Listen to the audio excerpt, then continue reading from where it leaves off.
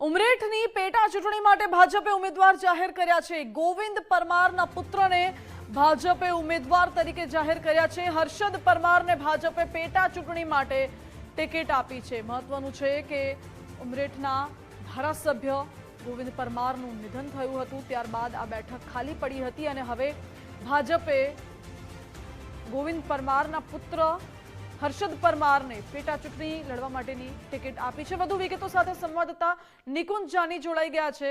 નિકુંજ, હવે ઉમરેઠ બેઠક પરથી ગોવિંદ પરમારના પુત્ર પેટા ચૂંટણી લડવાના છે।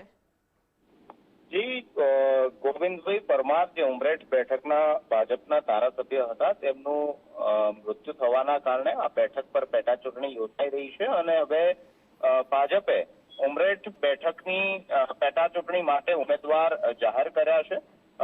ગોવિંદભાઈ પરમારના પુત્ર હર્ષદ પરમાર જે છે તેને ભાજપે વિધાનસભાની પેટા ચૂંટણી માટેની ટિકિટ આપી છે।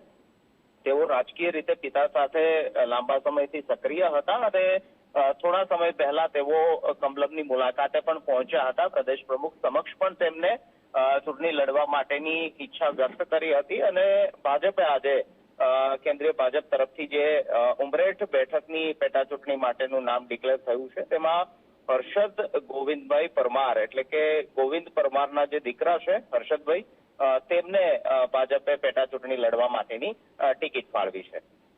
જી નિકુંજ, આભાર આપનો।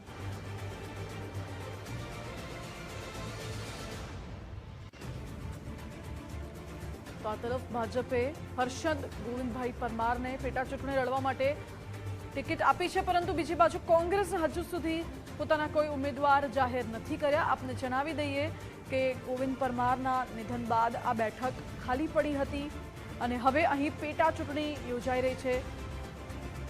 પેટા ચૂંટણી માટે ભાજપે ઉમેદવાર જાહેર કરી દીધા છે।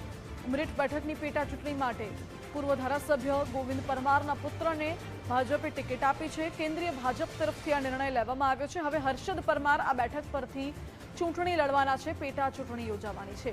જો કે હજુ સુધી કોંગ્રેસ તરફથી કોઈ ઉમેદવાર જાહેર કરવામાં નથી આવ્યા, એટલે આ પેટા ચૂંટણી કેવી રહેશે એ તો આવનારો સમય બતાવશે, કારણ કે સામસામે ઉમેદવાર કહેવા છે તેના ઉપરથી નક્કી થતી હોય છે પેટા ચૂંટણીનો રંગ કેવો જામવાનો છે। પરંતુ હાલ તો ભાજપે પહેલી બાજી મારી લીધી હોય તેવું લાગે છે। પોતાના ઉમેદવાર ભાજપે જાહેર કરી દીધા છે।